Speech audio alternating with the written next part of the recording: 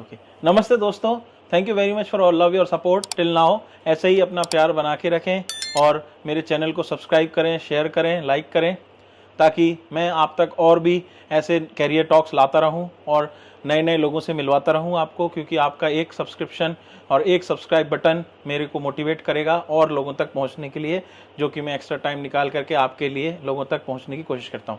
आइए इसी दौर में आज मेरा जो 31वां एपिसोड है, जिसमें कि मैं आपसे रूबरू कराने वाला हूं एक ऐसी हस्ती जो न्यायपालिका से जुड़े हुए हैं और जो सर काफ़ी लोगों को न्याय दिलाने में अब तक मदद कर चुके हैं, और सर का कैसे इसमें इंटरेस्ट आया और सर ने कैसे ये फील्ड को चुना, ये सब से आपको बहुत कुछ जानने को मिलेगा। तो मैं ज़्यादा समय ना लेते हुए सर को सबसे पहले तो धन्यवाद संजय सर, आपने मुझे टाइम दिया उसके लिए। तो आप ही अपनी जर्नी अपने हाथों बताएं सर। ऑफलाइन आपने मुझे बहुत कुछ बताया, बट मैं जानना चाहूँगा कि आप अपने ऑडियंस को भी कुछ बताएं सर अपने बारे में। नमस्कार। थैंक यू सुलभ जी, मुझे बहुत अच्छा लगा कि आप कैरियर टॉक के बारे में भिन्न भिन्न प्रोफेशंस के बारे में, कैरियर्स के बारे में अवेयर करते हैं। आपका ये कार्य बहुत ही सराहनीय है। This is a really appreciable work. जहाँ तक मेरी जर्नी की बात है, मेरी जर्नी जज बनने की जो जर्नी है बहुत ही इंटरेस्टिंग रही है। मैं आज यहाँ आपके सामने एक जज के रूप में नहीं, बल्कि एक ऐसे इंसान के रूप में बैठा हूँ जिसने 20 साल पहले आप लोगों की तरह ही जज बनने का सपना देखा था। मेरी शुरू में एलएलबी मैंने नहीं की। ग्रेजुएशन करने के बाद मैंने साइंस में, केमिस्ट्री में पीजी किया, और पीजी करने के बाद मैंने यूजीसी द्वारा आयोजित नेट परीक्षा उत्तीर्ण की। उसके बाद मैं लेक्चरशिप के लिए एलिजिबल था। मैंने प्राइवेट नौकरी की। 7 साल तक मुझे टीचिंग का, केमिस्ट्री पढ़ाने का अनुभव रहा है। इसी दौरान मैंने पीएचडी की। मेरे बैकग्राउंड भी, मेरा फैमिली बैकग्राउंड जजेज का रहा है। मेरे फादर जज रहे हैं, और ऐसे ही बीच बीच में मुझे लगा कि मैं भी कुछ ऐसा वर्क करूं जिससे मेरी समाज में मैं लोगों को न्याय प्रदान कर सकूं, लोगों की सेवा कर सकूं, उनके दुख दर्द को समझ सकूं। तो मेरे मन में भी ख्याल आया कि मुझे जज बनना चाहिए। एक बार की बात है, मैं बैठा हुआ था, मेरी छोटी सिस्टर है, वो एलएलबी कर रही थी। तो उसने मुझे गाइड किया कि तुम्हारी सोच, समझ, सोचने की शक्ति न्यायपालिका में बहुत सहायक हो सकती है, इसलिए तुम्हें भी एलएलबी करनी चाहिए। तो उसी दिन भगवान का ऐसा आशीर्वाद मिला कि मैंने एलएलबी के लिए फॉर्म भर दिया और मेरी एलएलबी कंप्लीट हो गई। एलएलबी कंप्लीट होने के पश्चात मुझे मेरे फादर ने मोटिवेट किया कि तुम जुडिशल सर्विसेज के लिए ट्राई करो। मैं अपने फादर के आचरण, बचपन से ही उनका आचरण, अनुशासन, न्याय, निष्पक्षता का की छवि मेरे बचपन से ही उनके रही है। तो मैंने भी जज बनने की ठान ली, और मेरे माता पिता का, पत्नी की किस्मत का, सब परिवारजन के सहयोग का ऐसा आशीर्वाद रहा कि मैंने प्रथम बार में ही राजस्थान न्यायिक सेवा परीक्षा में पास कर ली। Very nice. और उसके बाद वर्ष 2008 में मैंने पहली बार राजस्थान जुडिशल सर्विस में as a judicial magistrate join किया। 1 साल हमारी ट्रेनिंग रही, और उसके पश्चात मैं जेएम के रूप में भिन्न भिन्न जगहों पर पदस्थापित रहा। उसके बाद मेरा promotion additional chief judicial magistrate में हुआ। देन मैं एडिशनल डिस्ट्रिक्ट जज, और अभी भी मैं एडिशनल डिस्ट्रिक्ट जज बूंदी के रूप में पदस्थापित हूँ।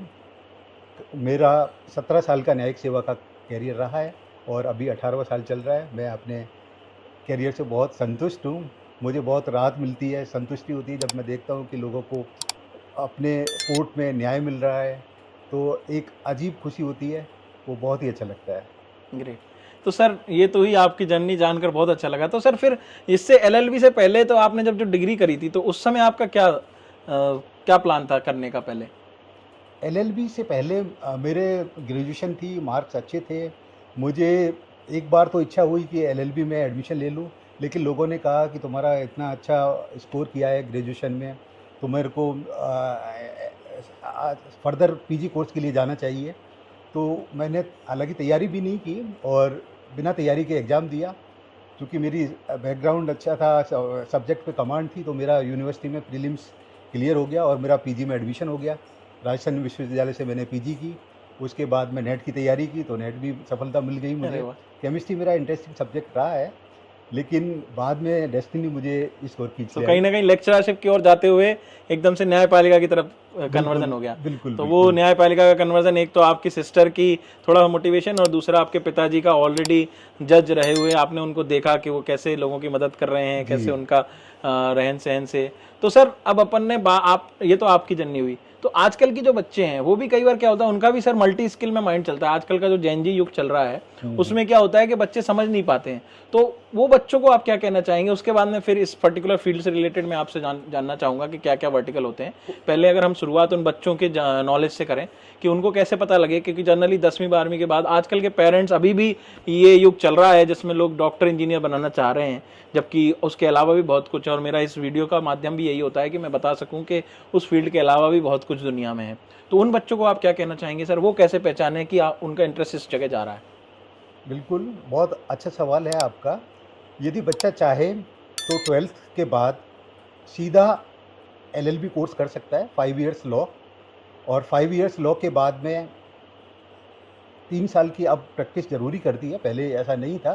जी। उसके बाद he is eligible for RJS exam. अच्छा। अगर 12th के बाद में ग्रेजुएशन कर ली है तो एलएलबी करने के लिए केवल 3 साल का ही कोर्स होगा। तो एलएलबी दोनों तरफ से की जा सकती है, या तो 5 इयर्स लॉ या 3 इयर्स लॉ, दोनों इक्वल एलिजिबल हैं। और दोनों के लिए आरजेएस जो है अपने स्टेट जुडिशल सर्विस, उसके लिए आप अप्लाई कर सकते हैं। ओके। तो बच्चों का वो जो इंटरेस्ट, जैसे उनको अगर कोई कहीं वो ऐसा लग रहा है कि नहीं ये सही नहीं हो रहा है, या मैं इसमें कुछ अपने इनपुट देने, कई बच्चे होते हैं ना वो क्यूरियोसिटी से आते हैं कि नहीं ये आप इसको ऐसे करो, ऐसे नहीं ऐसे करो, तो उस तरह के बच्चे इस फील्ड में जाएंगे तो ज़्यादा अच्छा उनका ब्राइट करियर रहेगा? बिल्कुल बिल्कुल। बच्चों को अपना लक्ष्य पहले ही निर्धारित कर लेना चाहिए। 12th पास करते समय ही उनको अगर जज बनना है, वो चाहते हैं कि मैं जज बनना चाहता हूँ और मेरे में ऐसे लक्षण हैं जो जज बनने के लिए सहायक हैं, तो निश्चित रूप से उनको 12th के बाद ही 5 इयर्स लॉ में जाना चाहिए, ताकि उनकी 1 साल बचे। और 5 इयर्स लॉ के बाद में 1 साल जुडिशल सर्विसेज के लिए अच्छी पूरी लगन मेहनत से तैयारी करें, तो निश्चित रूप से उनको सफलता मिलेगी। ओके। तो सर इसमें कौन कौन से फेजेस होते हैं सर बीइंग इन अ जज? तो क्योंकि हम देखते हैं कि सर जैसे शुरुआत अगर हम करें तो तालुका से शुरू होता होगा जो कि सुप्रीम कोर्ट तक जाता है, तो ये एक जज की जर्नी कैसी रहती है और कौन कौन से इसमें फेजेस आते हैं सर? देखिए, देश में हम न्यायपालिका की बात करें तो सर्वोच्च लेवल पर माननीय सुप्रीम कोर्ट है, जो हमारे देश की राजधानी दिल्ली में स्थित है, जिसमें एक चीफ जस्टिस और 33 अदर जजेज होते हैं। इसके बाद अगर स्टेट लेवल पे बात की जाए तो राजस्थान उच्च न्यायालय अपने राजस्थान में है, और भी स्टेट में उनकी उच्च न्यायालय है, जिसमें मुख्य न्यायाधीश और अदर जजेज होते हैं। राजस्थान की बात करें तो यहाँ पर एक मुख्य न्यायाधीश और 50 जजेज होते हैं। डिस्ट्रिक्ट जुडिशरी की बात करें तो डिस्ट्रिक्ट जज होता है, उससे नीचे वाला कैडर सीनियर सिविल जज कम चीफ जुडिशल मजिस्ट्रेट, और सबसे लोअर लेवल पर सिविल जज कम जुडिशल मजिस्ट्रेट। अगर कोई एस्पिरेंट्स आरजेएस में पास होता है तो सबसे पहले वह सिविल जज कम जुडिशल मजिस्ट्रेट की पोस्टिंग पाता है। उसके बाद में करीब 7-8 साल बाद उसका प्रमोशन होगा, सीनियर सिविल जज कम chief judicial magistrate, then district जज कैडर में। तो धीरे धीरे प्रमोशन होता है। एक तरीका और है, अगर मान लो कोई कैंडिडेट है जो 7 साल वकालत का अनुभव रखता है, तो वो सीधा ही डायरेक्ट एडीजे की भर्ती में जा सकता है और उसकी पोस्टिंग एज ए एडीजे होगी। Okay okay. और सर जो इसकी पोस्टिंग का क्या तरीका रहता है सर? ये कैसे पोस्ट कैसे निकलती हैं, कैसे लोगों को पता लगता है कि यहाँ पे जज की भर्ती हो रही है, या ये केवल पूरी तरह से गवर्नमेंट अडॉप्टेड बॉडी होती हैं, या ये प्राइवेट सेक्टर के थ्रू रन कराया जाता है एग्जाम और फिर वो गवर्नमेंट को लिस्ट भेजते हैं? क्योंकि यहाँ पे कहीं कोई बार काउंसिल का भी रोल प्ले होता है? नहीं, ऐसा नहीं है। हमारे यहाँ पर राजस्थान की बात की जाए तो राजस्थान हाई कोर्ट है, वो ही एग्ज़ाम कंडक्ट कराती है, और सारा प्रोसीजर राजस्थान हाई कोर्ट के तहत ही होता है। पहले जब हमने आरजेएस दी थी उस समय ऐसा नहीं था, उस समय राजस्थान पब्लिक सर्विस कमीशन के यहाँ एग्ज़ाम होता था, लेकिन अब हाई कोर्ट सम लेती है। बिल्कुल ट्रांसपेरेंट प्रक्रिया है और फिर बिल्कुल एग्ज़ाम प्रोसीजर है, तो राजस्थान हाई कोर्ट के अधीनस्थ ही ये एग्ज़ाम होता है। तो सर जो बच्चे एग्जाम की तैयारी कर रहे हैं तो उनको किन किन बातों का ध्यान रखना चाहिए, किस किस से रिलेटेड, क्या क्या इसमें एग्जाम में क्या क्या आता है सर? एग्ज़ाम में जो बच्चे एलएलबी की पढ़ाई करते हैं तो मोस्टली तो उनके वही सब्जेक्ट हैं जो वो एलएलबी में पढ़ते हैं, जिसमें लॉ के सिविल लॉ, क्रिमिनल लॉ। उसके अलावा हिंदी और अंग्रेजी भी बच्चों को आनी चाहिए, क्योंकि हिंदी अंग्रेजी की भी मार्क्स होते हैं। हम्म, आरजेएस का जो एग्ज़ाम है वो 3 फेजेज में होता है। फर्स्ट फेज प्रिलिमिनरी एग्ज़ाम होता है, जिसमें ऑब्जेक्टिव टाइप के क्वेश्चंस आते हैं, 100 क्वेश्चंस होते हैं। और जब प्रीलिम्स पास हो जाती है उसके बाद मेन एग्ज़ाम्स होता है। मेन एग्ज़ाम्स में सिविल लॉ, क्रिमिनल लॉ और हिंदी इंग्लिश के पेपर होते हैं। जो कैंडिडेट मेंस एग्ज़ाम क्लियर कर लेते हैं उनको इंटरव्यू होता है, और फिर जो इंटरव्यू में पास होते हैं वो फाइनली सेलेक्टेड हो जाते हैं। ओके, सो इसमें भी इंटरव्यू होता है, मैंडेटरी इंटरव्यू है, होता है, रिटर्न प्लस इंटरव्यू दोनों है। Return plus.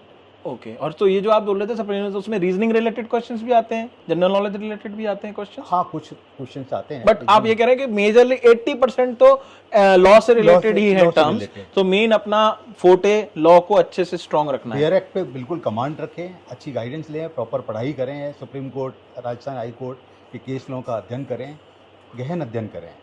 और सर अभी अपन बात कर रहे थे स्टेट और सेंट्रल और इसकी हाई कोर्ट की, तो इनकी जर्नी में जैसे क्या जो जज है वो यहीं से सीडी बाई सीडी चलता जाता है, या इनके अलग अलग एग्जाम्स, जैसे किसी को डायरेक्ट सुप्रीम कोर्ट का जज बनना हो, जैसे आप कह रहे हैं कि वहाँ पे 30 लोगों की जज की बेंच भी होती है, तो उन 30 के लिए किसी को अप्लाई करना हो, डेफिनेटली चीफ जस्टिस का तो हमने अभी रिसेंटली देखा था, तो बच्चों को पता होगा, बट उसका भी आप एक बार नॉलेज तो दे ही दीजिएगा कि क्या रहता है प्रक्रिया। बट नॉर्मल जज क्या वहाँ पे डायरेक्ट एग्जाम से हो सकता है? नहीं, सुप्रीम कोर्ट जज बनने के लिए डायरेक्ट कोई ऐसा एग्ज़ाम नहीं है।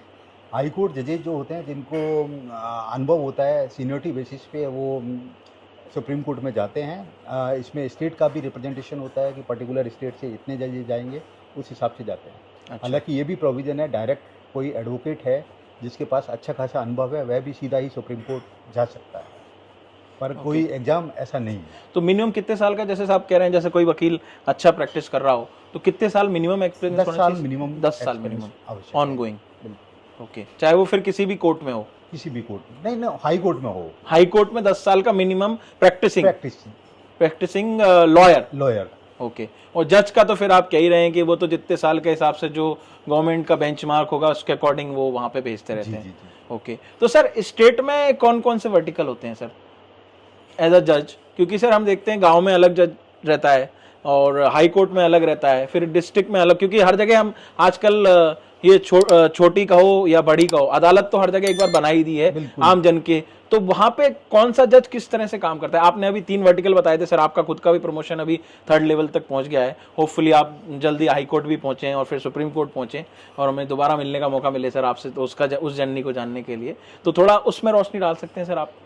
देखिए, फर्स्ट जब कैंडिडेट सेलेक्ट होता है तो वो जुडिशियल मजिस्ट्रेट की पोस्टिंग पाता है, और हर तहसील पर जुडिशियल मजिस्ट्रेट अवेलेबल हैं। एक भी कोर्ट हो सकती है, ज़्यादा भी हो सकती है, जितना केस वर्क है उस हिसाब से इनकी पोस्टिंग हाई कोर्ट करती है। जुडिशियल मजिस्ट्रेट के बाद में फिर एडिशनल चीफ जुडिशियल मजिस्ट्रेट, एक तालुका लेवल पर एडिशनल चीफ जुडिशियल मजिस्ट्रेट की पोस्टिंग भी हो सकती है। जुडिशियल मजिस्ट्रेट और एडिशनल जुडिशियल मजिस्ट्रेट दोनों हो सकते हैं, और इनकी अपीलेट अथॉरिटी वहाँ पर होती है, वो एडीजे होती है, एडिशनल डिस्ट्रिक्ट एंड सेशन जज। और ज़िले में बात की जाए तो डिस्ट्रिक्ट जज वहाँ बैठते हैं।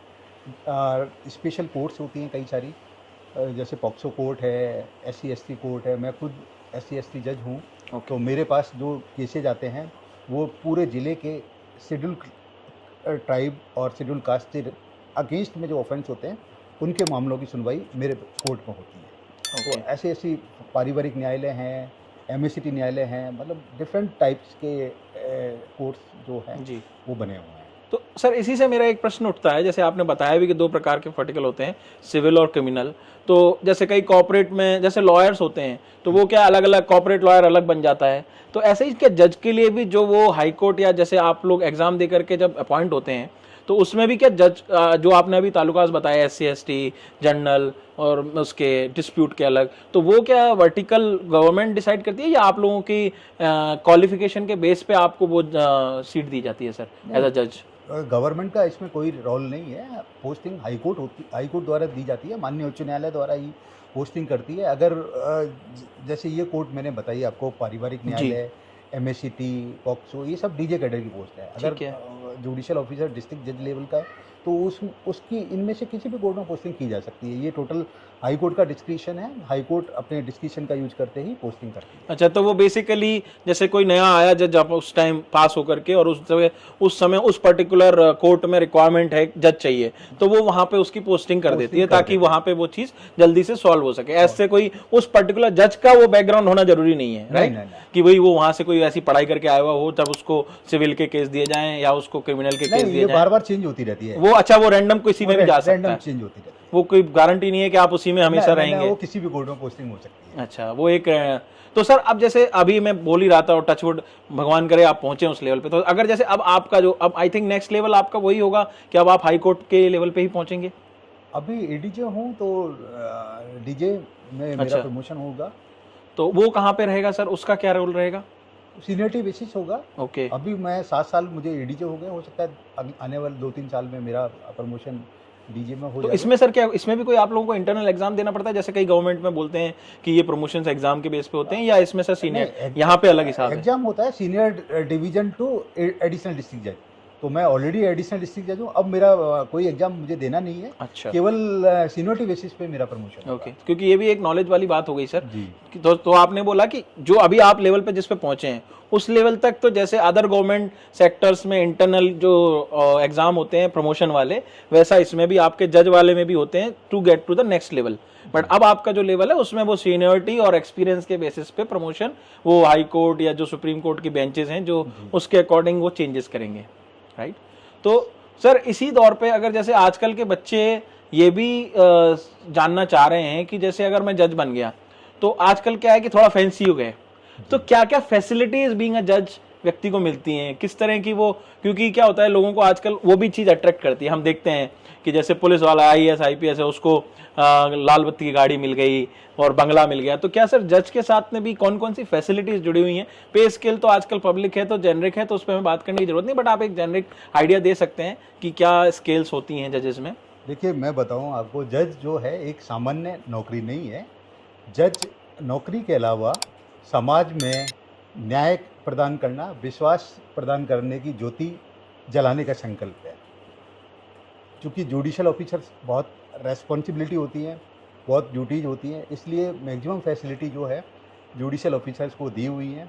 सुप्रीम कोर्ट के आदेश से SNJPC लागू है, उसके अनुसार सब जजेज की पे स्केल बहुत हायर है और बहुत सारे अलाउंस उनको दिए गए हैं, सारी फैसिलिटी हैं। आपको अकोमोडेशन फैसिलिटी मिली हुई है, मोबाइल मिला हुआ है, यूटिलिटी बिल्स हाफ 50% मिलता है, न्यूज़पेपर्स आपको मिलते हैं, सैंक्चुरी अलाउंस आपको मिलता है, पेट्रोल अलाउंस आपको मिलता है, चिल्ड्रन एजुकेशन अलाउंस आपको मिलता है, रोब अलाउंस आपको मिलता है, आपको LTC HTC की सुविधाएं मिलती हैं, सरेंडर लीव आपको मिलती है, मतलब आपको व्हीकल लोन सस्ती दर पे मिलता है, हाउस लोन मिलता है, मतलब सारी जो फैसिलिटी है वो जुडिशल ऑफिसर्स को मिली हुई है।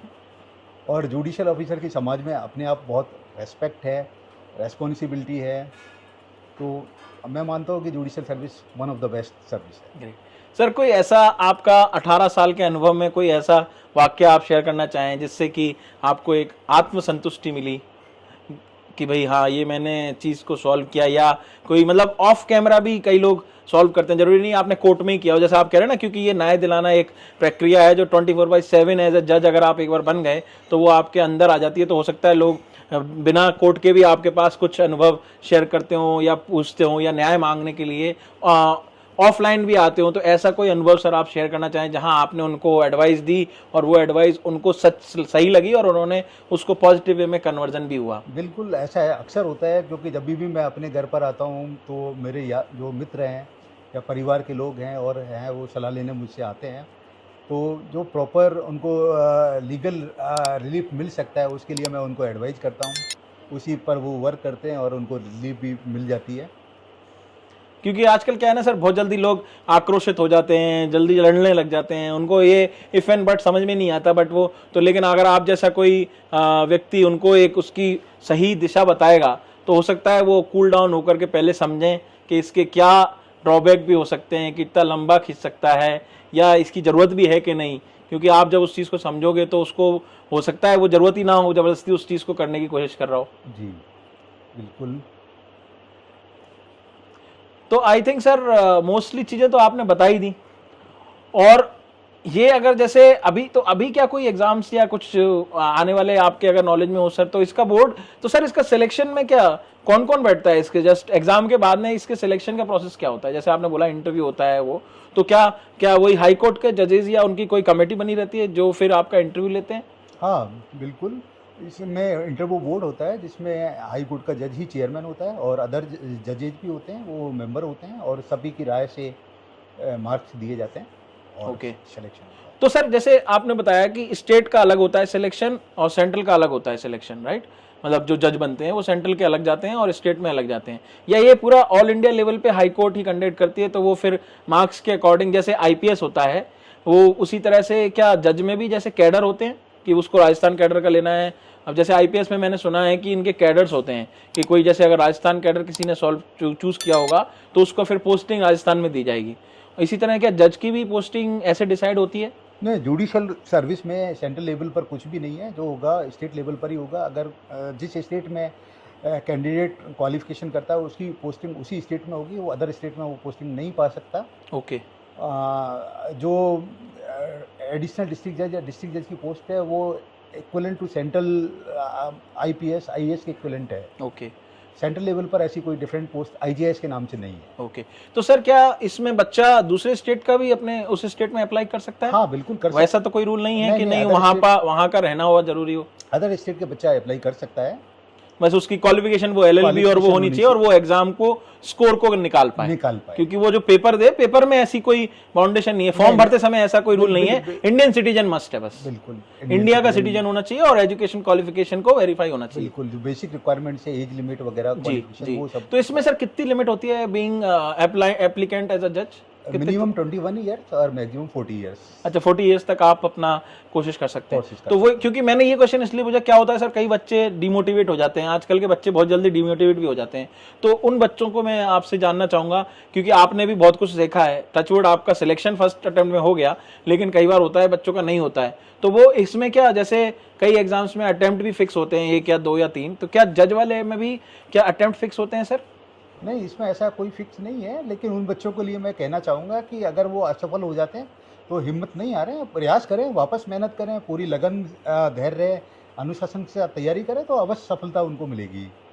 और अगर सर जैसे मान लीजिए क्योंकि लोग, कई बच्चे क्या सोचते हैं कि ठीक है मैं नहीं बन पाया जज, तो चलो मैं जज तैयार करता हूं, तो अगर ऐसे कोई इस प्रोफेशन का आदमी प्राइवेट सेक्टर में भी अपना योगदान दे सकता है, या रिटायरमेंट के बाद में प्राइवेट सेक्टर में, जैसे हम देखते हैं सर आर्मी ऑफिसर्स को कि या आईपीएस वगैरह को, कि जो जैसे या तो कॉर्पोरेट में या कॉलेजेस में उनको टीपीओ में disciplinary related administrative related jobs में उनको जगह मिलती है, being officers in the cadre section.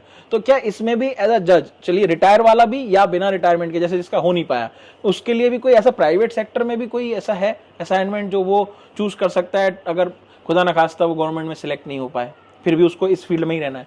हाँ, अगर कोई कैंडिडेट है जो गवर्नमेंट सर्विस के लिए सेलेक्ट नहीं हो पाया, वो अपना इंस्टीट्यूशन तैयार कर सकता है, खोल सकता है, जिसमें बच्चों को पढ़ा सकता है, तैयारी करवा सकता है, कोचिंग क्लासेज ले सकता है। मतलब खुद जज नहीं बना, लेकिन वो कई और जज बना सकता है और कॉलेजों में भी कर सकता है। और फिर इसके अलावा और भी पोस्ट हैं जज के अलावा, जैसे प्रोसिक्यूशन ऑफिसर्स की पोस्ट है, लीगल असिस्टेंट की पोस्ट है, उनमें भी जा सकता है।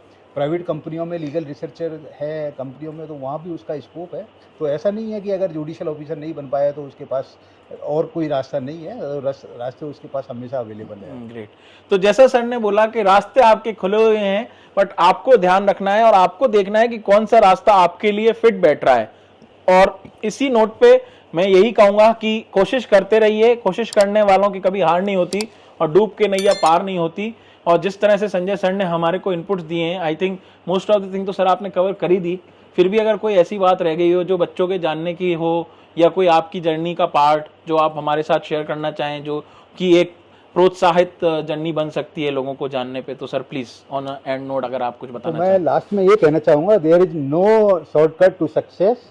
अगर आपको सफल होना है तो मेहनत करनी पड़ेगी, पूरे लगन, धैर्य, ईमानदारी से रेगुलर बेसिस पे पढ़ाई करनी पड़ेगी, अच्छी गाइडेंस लेनी पड़ेगी। आपने जो गोल चूज किया है उस पर डटे रहना है, लगे रहना है, तो आपको निश्चित रूप से सफलता मिलेगी।